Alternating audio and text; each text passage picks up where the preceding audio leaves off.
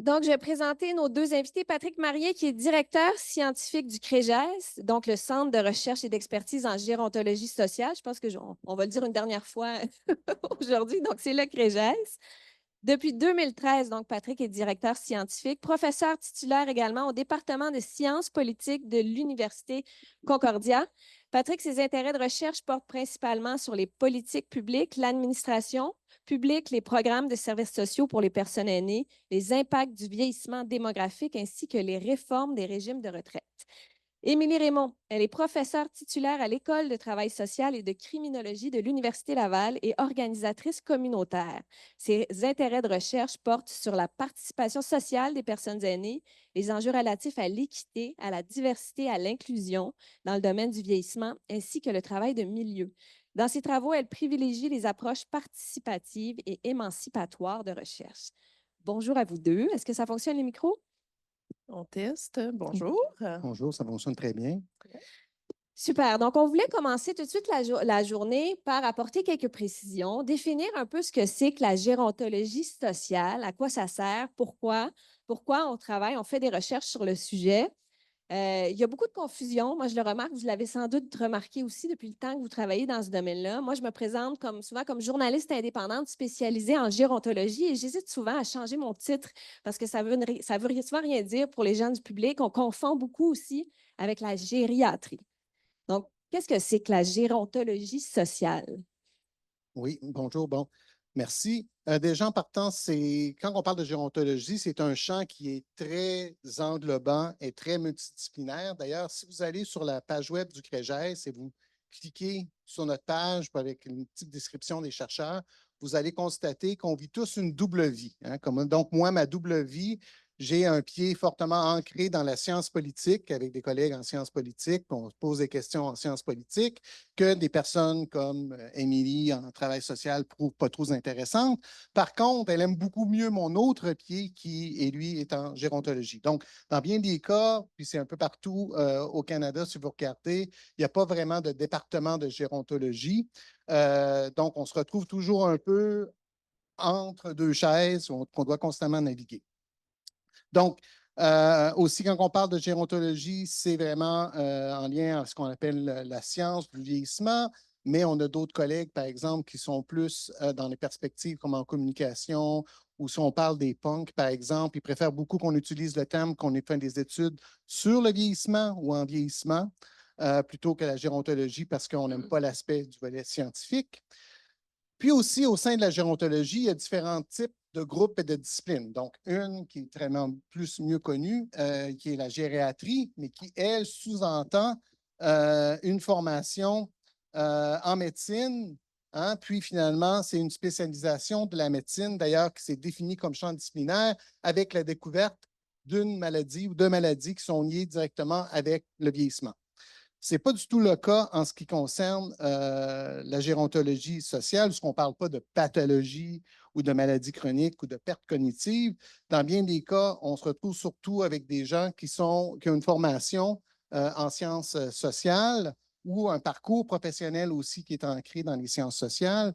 Donc, ça sous-entend, quand on parle de gérontologie sociale, qu'on vraiment on se centre et puis on étudie les aspects sociaux du vieillissement.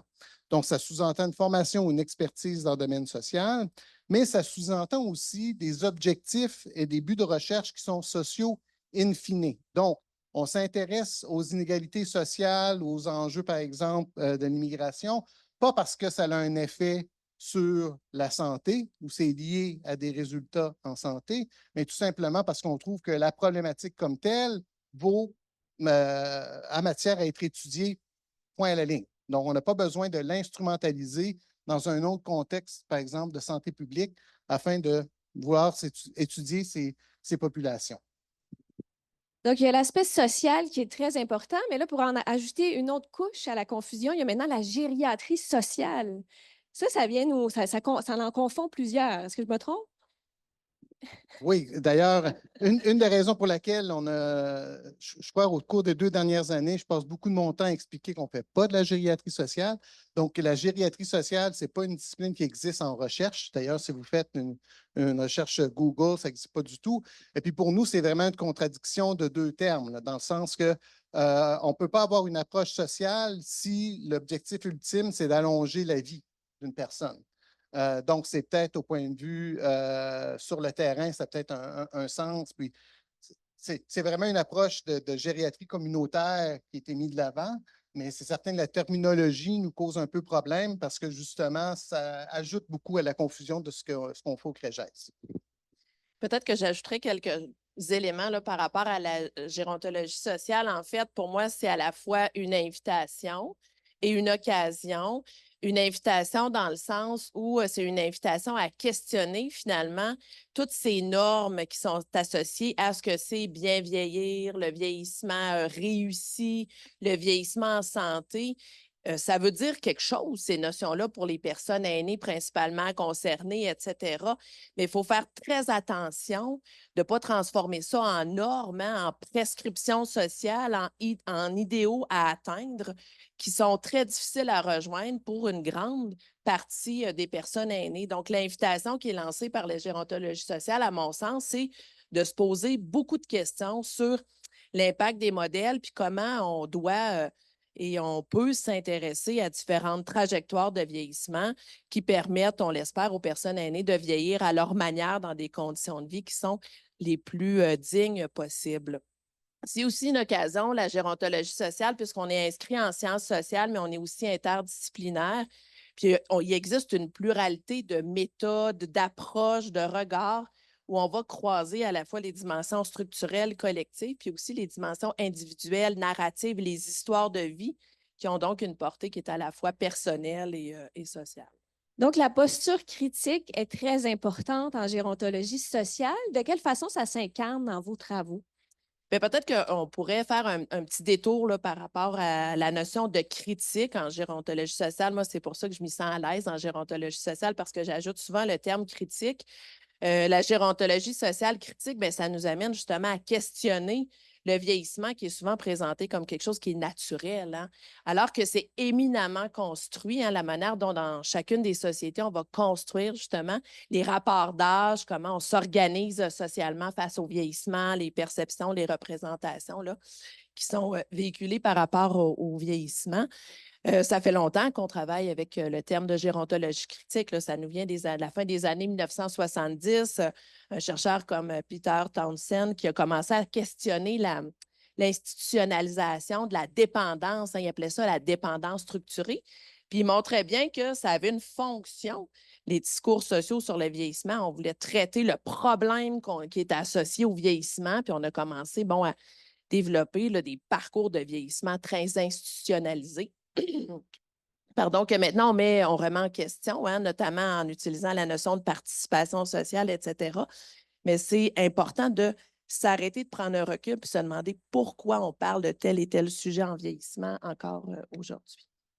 Oui, puis si je peux ajouter, le Québec est reconnu comme étant vraiment une terre très fertile en gérontologie sociale avec une approche qui est très critique. D'ailleurs, il y avait une étude francophone sur la façon dont on étudie la gérontologie dans la francophonie. Et le Québec, ce qui est très intéressant, c'est surtout une approche qui est beaucoup plus critique, portée surtout par des gens qui sont dans le travail social, qui se distinguent beaucoup, par exemple, de la France, parce que c'est surtout porté par des débats en sociologie, donc la sociologie de la vieillesse qui est beaucoup plus porteur. Puis, à bien des niveaux, je crois qu'au Québec, c'est aussi en fort lien avec le fait qu'il y a une forte médicalisation du vieillissement qui fait en sorte qu'on a une approche, une posture qui est beaucoup plus critique. Donc, par exemple, si on pense à la recherche, l'Institut national du vieillissement est inscrit dans, là, je l'ai dit toujours en France, l'appellation française, les fonds de recherche du Canada en santé. C'est les fonds de recherche du Québec en santé. Le RQRV, c'est la même chose aussi. Hein? Donc, les instituts du vieillissement sont institutionnalisés justement en santé et non de façon pluridisciplinaire, que ce soit au Québec ou au Canada ou aux États-Unis d'ailleurs. Et d'ailleurs, vous avez étudié les contextes canadiens, états-uniens, scandinaves. Jusqu'à quel point ça se différencie? Puis à quel endroit on pourrait s'inspirer? De qui on pourrait s'inspirer pour que ça change? Parce que c'est vrai qu'on est encore sous l'égide du ministère de la Santé et des Services sociaux. Oui, mais la différence s'articule beaucoup à plusieurs niveaux. Là. Si on considère, par exemple, dans les pays scandinaves, ce sont surtout les municipalités qui ont les responsabilités envers les personnes âgées. Et puis, la littérature démontre que plus on rapproche les budgets, les responsabilités des personnes âgées, plus l'accès est facile et plus les soins sont plus généreux. Hein. Donc, en sciences politiques aussi, ça peut s'articuler de cette façon, dans le sens que si le poste budgétaire numéro 1 dans une municipalité est justement les soins à domicile, ça inclut aussi les garderies, c'est certain que les élus locaux vont être beaucoup plus mobilisés par les questions, interpellés par la population pour s'occuper de ces questions-là, que si on a ces mêmes responsabilités-là au niveau ministériel ou même au niveau fédéral. Donc, ça, c'est un élément qui est très important. Et puis l'autre, c'est vraiment comment, comme société, on décide de prioriser la façon dont on étudie le vieillissement. Moi, ce qui me frappe beaucoup, c'est quand je rencontre mes collègues scandinaves, par exemple, si on a une consultation en gérontologie où on crée un comité d'experts, la majorité des experts qui vont être sur les comités quand il y a toute question du vieillissement vont provenir des sciences sociales. Hein. Ça fait du 60-70% des personnes qui vont provenir des sciences sociales. Donc, des gens qui viennent des facultés de médecine, ça va être du 30-40%. Alors qu'ici, si vous regardez, presque toutes les grandes commissions d'enquête ont toujours été portées par des gériatres. Hein, donc, ça a une incidence importante parce que les recommandations qu'on utilise de ces consultations-là vont être teintées justement d'une approche médicale. Pas que les gériatres sont des mauvaises personnes, mais ils vont voir le vieillissement d'une autre façon que des gens qui vont avoir des lunettes plus sociales. Puis vous disiez aussi, Patrick, que si le CREGES s'intéressait davantage s'intéressait aux jeunes plutôt qu'aux aînés, on n'aurait pas le même budget. Ah, tout à fait. C'est vraiment, je suis toujours là, surpris à quel point on a beaucoup, beaucoup plus de moyens en ce qui concerne les jeunes vis-à-vis de la vieillesse. Et puis même moi, comme professeur de sciences politiques, puis mon parcours au CREGES, une des choses qui me surprend le plus, puis qui demeure un peu la même façon, par exemple, si on regarde les départements de travail social, comme dans celui d'Émilie, mais je pourrais mentionner celui de McGill ou d'autres ailleurs, si on considère que de plus en plus d'étudiants vont se retrouver à travailler auprès des personnes âgées, intervenir auprès des personnes âgées, dans bien des cas, on parle d'une professeure, deux professeurs, puis des fois, on parle de départements de 16, 17, 18 professeurs. Donc, le fait que ce n'est pas priorisé de plus en travail social, alors que presque toutes les ressources principales, les projets de recherche sont encore fortement liés plus à la jeunesse qu'à la vieillesse, ça en dit quand même beaucoup. Donc, Patrick, médicalisation de la vieillesse, c'est un peu votre dada, si on veut. Donc, c'est là-dessus que vous travaillez beaucoup. Émilie, vous travaillez, il y a un des thèmes forts de vos recherches, c'est la participation sociale. Pourquoi? Puis, parlez-nous un peu de cet aspect critique, de cet apport que vous apportez. Eh bien, je trouve que le thème de la participation sociale, c'est sûr que c'est le mien. Là, je peux en parler aisément, mais ça illustre bien ce que la gérontologie sociale et critique nous invite à faire, c'est-à-dire un double mouvement entre essayer de comprendre les circonstances, hein, les conditions structurelles qui font en sorte que ça affecte ou ça influence l'expérience du vieillissement, les histoires individuelles aussi, on veut les mettre en lumière, les histoires collectives, tout en cherchant à créer du changement. Hein. Quand on fait de la gérontologie sociale et critique, c'est parce qu'on a de l'espoir. Hein? On est inscrit en sciences sociales, on pense qu'on peut contribuer là, à l'amélioration de la condition humaine quelque part. Donc, c'est une invitation, encore une fois, pour reprendre ce concept-là, à ancrer nos travaux dans une perspective de changement. La notion de participation sociale, elle est très intéressante. Bien sûr, si je vous demande, êtes-vous favorable au terme de la participation sociale des personnes aînées, tout le monde va dire oui, bien sûr, parce que ça nous inscrit dans une perspective de citoyenneté. On sort enfin depuis 20-25 ans de cet agenda du désengagement de la mort sociale des personnes aînées. Par ailleurs, derrière l'utilisation du concept de participation sociale, il y a quand même des choses qui se passent, notamment une demande ou une exigence à l'égard des personnes aînées d'avoir une implication qui est contributoire, hein, d'avoir un niveau d'activité, de se préoccuper individuellement de leur santé, une responsabilisation par rapport à comment je vais vieillir, ce que je vais faire, etc. On peut parler même de stratégie d'activation, là, pour reprendre des termes de la Third Way en Angleterre des années 90. Bien sûr que ce type de discours-là peut sembler invitant pour de nombreuses personnes aînées présentes ici, que vous connaissez, etc. Mais il y a des personnes qui sont dans des conditions de santé, qui ont des maladies chroniques, des incapacités, des conditions de vie, des situations de pauvreté ou même des désirs personnels qui ne correspondent pas à cette norme qu'on est en train de construire autour de la participation sociale. Donc, la gérontologie sociale et critique, ce qu'elle nous demande de faire, ce qu'elle nous exige de faire, c'est justement de nuancer ces discours-là, d'éclairer des pratiques alternatives, de montrer les risques d'avoir une vision puis des politiques qui soient trop normatives ou qui ressemblent à un discours de conscription parfois. Donc, c'est vraiment ce soin-là là, à maintenir notre posture critique finalement en recherche comme en intervention. C'est quand même difficile parce qu'on établit des politiques publiques qui s'adressent au plus grand nombre. Donc, la participation sociale, ça fait plusieurs années qu'on en parle, qu'on incite les gens, les organismes à aller dans ce sens-là. Il y a d'autres courants, il y a d'autres modes aussi qui traversent la gérontologie sociale. J'aimerais ça vous entendre là-dessus. Puis comment on fait pour garder une posture critique? Parce que souvent aussi, c'est des dictats, mais c'est des politiques qui nous arrivent du gouvernement. Donc, c'est difficile aussi d'être critique par rapport à ça, notamment la notion de diversité, travail de milieu aussi, de proximité, c'est des choses qui vous agacent. Est-ce que je peux dire ça comme ça?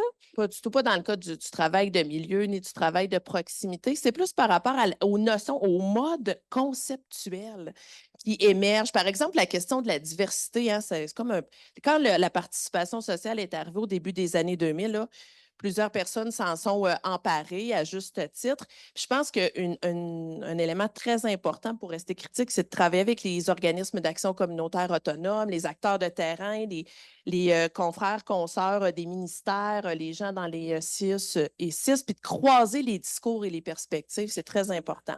La question de la diversité, en ce moment, moi, j'ai un projet qui s'appelle Vieillir en diversité, en équité. Ce n'est pas parce que je renie la notion, mais je me dis, qu'est-ce qu'il y a derrière? Puis la gérontologie sociale et critique, c'est ça qu'elle fait. Elle nous amène à nous poser des questions. Puis c'est important de voir pourquoi on parle de diversité en ce moment. Tony Calasanti, là, qui est une gérontologue critique, a commencé à parler de diversité en 1996, mais c'est maintenant, là, qu'en 2024-2025, que ça a émergé là, comme un courant de fond en gérontologie, gériatrie. Pourquoi en ce moment? Puis quelles questions on se pose? À qui on les pose, cette question-là? Qui définit ce que c'est la diversité? Puis où ça va nous mener? Est-ce que ça nous mène à une liste de caractéristiques un peu essentialisantes dont il faut tenir compte? Est-ce que c'est plutôt une grille d'analyse critique qui va nous permettre d'approfondir notre compréhension des expériences, etc.? Donc, je pense que c'est le défi posé par la gérontologie sociale que de voir comment on pose les questions, à qui on les pose. Mais en même temps, est-ce que c'est ce qui vous permet aussi d'aller chercher des fonds de recherche? On suppose, si la mode est là. Mais les chercheurs, c'est du monde bien stratégique, c'est bien sûr. Hein? Mais on le fait d'une façon qui est en accord, je pense, avec nos principes. Patrick? Et puis c'est certain, en sciences politiques, on voit ça de façon très différente. Là. Donc, nous, en politique publique, par exemple, on va regarder quels sont les types, justement, d'instruments de politique publique qu'on a pour, justement, essayer de viser des cibles pour, en ce qui concerne la diversité. Bon, qu'est-ce qui est bien d'un certain côté, c'est qu'il y a maintenant une reconnaissance qui n'était pas là avant, mais il faut penser aussi au-delà des reconnaissances. Donc, comment est-ce qu'on décide en tant que communauté, collectivité, finalement, de mieux appuyer justement les personnes âgées provenant de la diversité.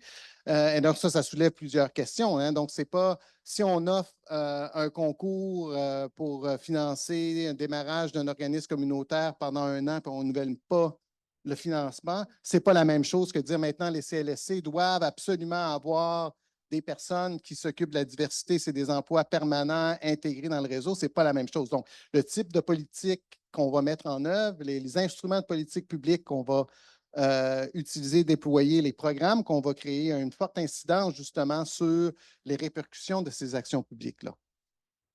C'est pas anodin qu'on vous ait réunis tous les deux. Vous semblez pas aux antipodes, mais vous travaillez pas au même niveau. D'abord, Patrick, sur les politiques publiques. Émilie, d'abord sur le terrain, hein, en tant qu'avec votre passé comme organisatrice communautaire, travail social, etc. Qu'est-ce qui vous unit? Est-ce que vous travaillez ensemble parfois? Peut-être que oui, souvent, régulièrement. Je pense que, en fait, la gérontologie sociale et critique, elle a nous.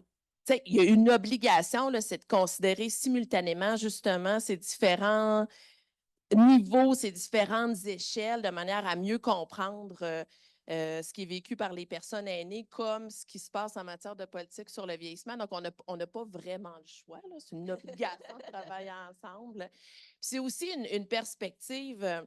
Puis, tu sais, peut-être que je dirais qu'en général, le CREGES, c'est ce qui nous convie à faire, c'est-à-dire de travailler de manière collaborative. Puis vous l'avez qui a nommé tantôt qu'on était dans une belle ambiance collaborative, les gens ont envie de jaser, etc.